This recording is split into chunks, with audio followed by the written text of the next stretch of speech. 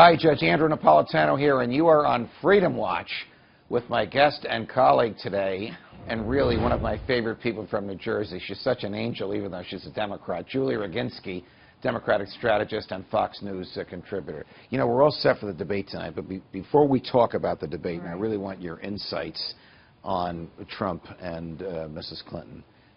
What is about to happen to Governor Christie in New Jersey as a result of this Bridgegate trial, in your opinion? It's looking bad. You have the prosecution come out on day one of this trial and say, and I think what was shocking to everybody watching, the governor of New Jersey was aware of the plans to shut down the George Washington Bridge at the same time as the shutdown was going on, completely contravening anything that the governor has said for 3 years now, and it was a shock to everybody who was watching. This is not the defense, mind you. This is the government agreeing with the defense of the Christie administration, and specifically the governor himself was aware of the scheme to shut down the bridge. If the inevitable and nearly universal conclusion from the outcome of the trial, whatever it is for the defendants, is the Governor Christie knew about this and lied about it, what kind of trouble is he in? Well, I don't know the legal trouble. You would know better than I would about the legal trouble. His numbers in New Jersey. Political trouble. Politically, could they be worse? Politically, sure. He could be facing impeachment. In fact, I know there's talk in the New Jersey legislature of impeaching him. He's at about 24% approval rating. How much lower can he go? I don't know. But what does this mean for him going forward? He's got a year left on his term, about a little over a year. Right. What is the future for Chris Christie? He was hoping, I think, to rehabilitate himself with the Republican Party in supporting Donald Trump. If Trump loses, he was looking to 2020. That is, boy, that's not just is that out the window. He's lucky if he doesn't face charges himself. Okay, let's say the unthinkable happens and Donald Trump calls you in the next few hours and asks for advice. Asks for advice. It happens tonight. every day. All right, what would you tell him? I would tell Donald Trump he's got a very simple task. His task is a lot easier than it is for Secretary Clinton.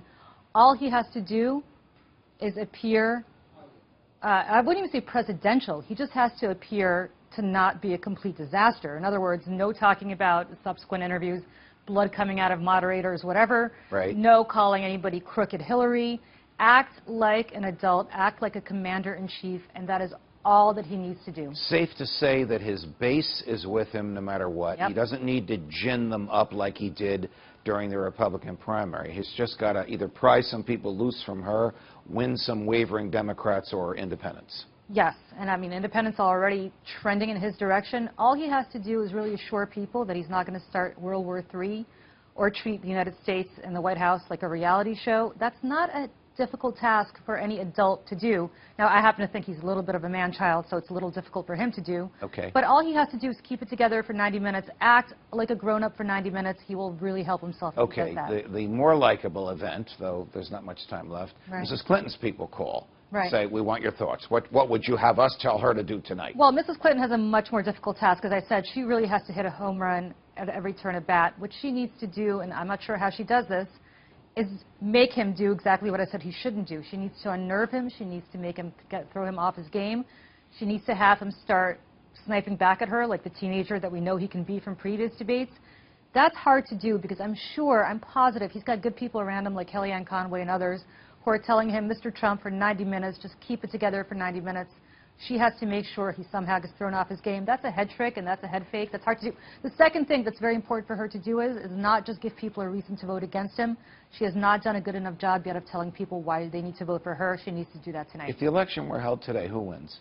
If the election were held today, I believe she wins purely because she's out-organized him in the swing states. In other words, elections are not just about message, which both of them are equal on right now. It's also about organizing in field and getting out your vote. He doesn't have the infrastructure. She does. However, she needs to really make sure that she banks those early votes now and not wait until late. Because okay, so the election is 6 weeks from tomorrow. If present trends continue, who wins? If present trends continue, it's a complete toss-up. And the reason I say that is tonight will tell the tale. She needs to stem the blood flow tonight. She needs to tell people that she's a commander-in-chief they can trust in. They've seen an awful lot of him. They have not seen an awful lot of her, and it's not because of her health or any other reasons. She's been doing fundraisers nonstop. She has not been campaigning as avidly as he has. She needs to get out there. 100 million people will be tuning in tonight. She needs to explain to them why she'd make a good commander-in-chief. How did he succeed in getting the bar so low, expectations so low? And how is it that expectations are so high for her? Because a lot of this is just image and impression. It's not reality. No question. I mean, this is exactly what happened in 2000. Remember, Al Gore went into the debate with massive expectations. He was a sitting vice president. Right. He was a Smartest guy in D.C. smartest guy in D.C. Yeah. George Bush was thought to be, although I never thought of him this way, this yokel governor from Texas who didn't know much about the issues. The bar was set very low for George Bush. Al Gore did not help himself by sighing and rolling his eyes and trying to make Bush look like a but how is it that the bar is so low for Trump? Because he's a reality TV host. What has Donald Trump done in his life to prepare him from this moment? I cannot imagine or think about in recent history when we've had a man on the cusp of becoming president who's had no experience whatsoever. His experience has been bankrupting his businesses, and I guess, I don't know what else. I mean, telling people they're fired on television. It's a reality show. It's Let you have the unbelievable. last word. All the best, Julie. Love you. Thank you, Judge. Thank you. Love you, too. From New York, defending freedom whenever they let me. See you next time, America.